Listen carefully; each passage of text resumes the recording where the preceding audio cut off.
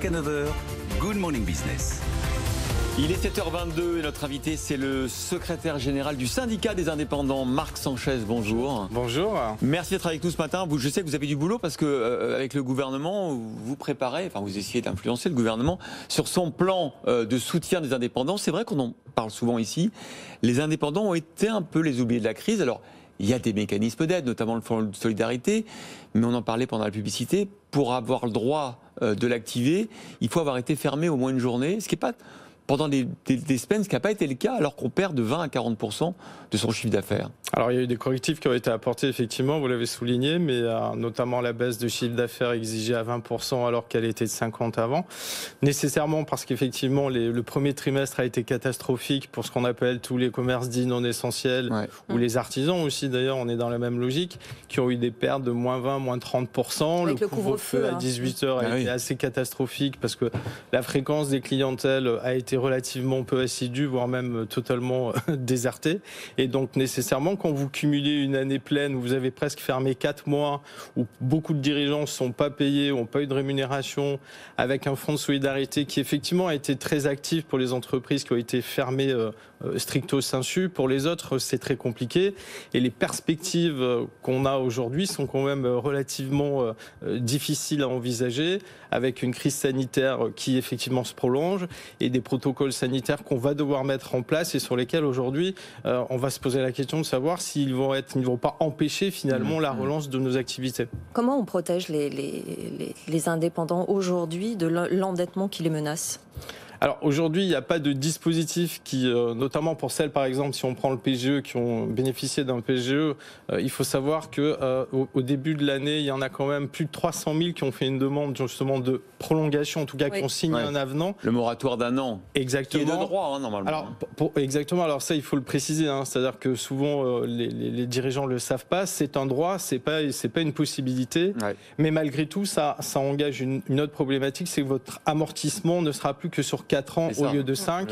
Et toute la difficulté aujourd'hui est de pouvoir le porter de 2 années supplémentaires. Alors, c'est les discussions qui sont en cours, effectivement, entre Bercy et l'Union européenne, et notamment Bruno Le Maire. Le problème, c'est que les perspectives de réponse aujourd'hui risquent d'être relativement décalées dans le temps. Et si on prend par exemple l'exemple de l'Allemagne, les Allemands en fait ont mis en place un PGE sur une période de 10 années en termes de remboursement avec une garantie de l'État de 5 ans. Ce qui était quand même déjà beaucoup plus intéressant, notamment sur les amortissements. C'est peut-être quelque chose qu'on aurait pu faire en France.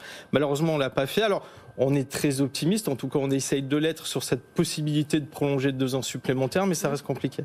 Alors, dans le plan d'urgence en préparation, il y a plusieurs mesures qui semblent être intéressantes pour les indépendants. Par exemple, protection contre l'endettement personnel. Beaucoup d'indépendants sont solidaires de la vie de leur entreprise. Souvent, d'ailleurs, c'est la même chose. Et donc, effectivement, quand son business disparaît, on est personnellement responsable. Et ça, dans le droit des sociétés, c'est vrai que c'est un peu une exception. C'est-à-dire qu'aujourd'hui, si vous voulez faire un crédit d'investissement pour votre entreprise, dans 90% des cas, la banque demande effectivement que vous soyez caution personnelle et solidaire de l'emprunt que vous allez réaliser, ce qui est un petit peu une aberration. Alors, le débat de protection du patrimoine privé du chef d'entreprise, il est pas nouveau, ça fait déjà des années qu'on en parle. La difficulté aujourd'hui, c'est de le faire accepter, notamment par les organismes de financement, et effectivement de prendre le risque, essentiellement d'ailleurs, sur l'activité et les ressources de l'entreprise.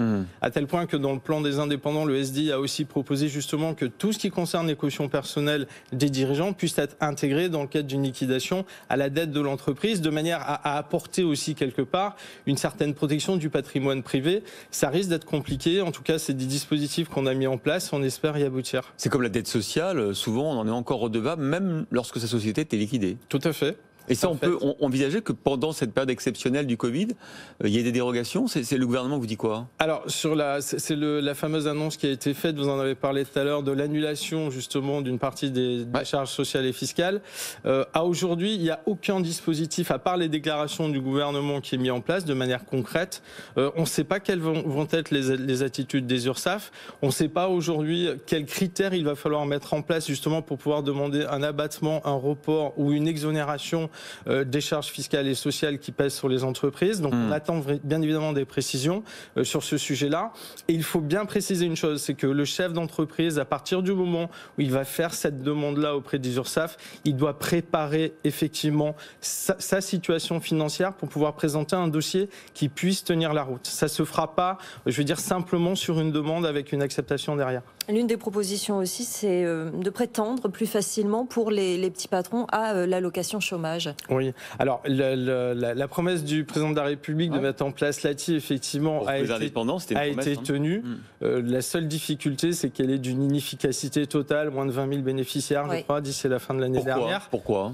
Parce qu'elle n'est pas connue, puisque par ses critères d'éligibilité sont quand même relativement restrictifs. C'est quelques 20 000 euros de chiffre d'affaires quasiment sur les 2 dernières années, donc où effectivement l'activité a périclité. Il faut savoir grosso modo qu'on est loin de ce chiffre-là. Et nous, on a fait une proposition de baisser ce seuil à 5 000 euros, qui a été reprise d'ailleurs dans le rapport de le rapporteur sur l'ATI, M. Da Silva. Et effectivement, à partir du moment où on va baisser le critère d'éligibilité et qu'on va pouvoir effectivement mieux communiquer sur le fait d'en bénéficier, je pense qu'on aura atteint un objectif intéressant. Même si elle est plafonnée à 800 euros par mois, cette allocation.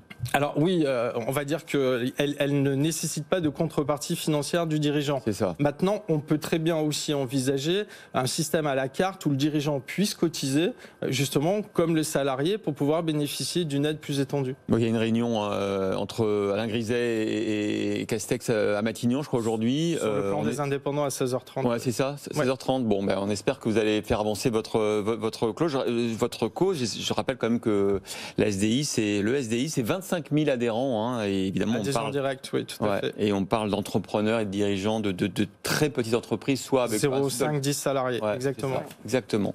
Écoutez, merci beaucoup. Marc Sanchez, on va suivre ça évidemment avec attention. Peut-être ce nouveau plan d'aide en faveur. Il faut espérer que la crise, au fond, elle change un peu aussi le droit des sociétés indépendantes. Elle doit le faire, c'est nécessaire, c'est obligatoire.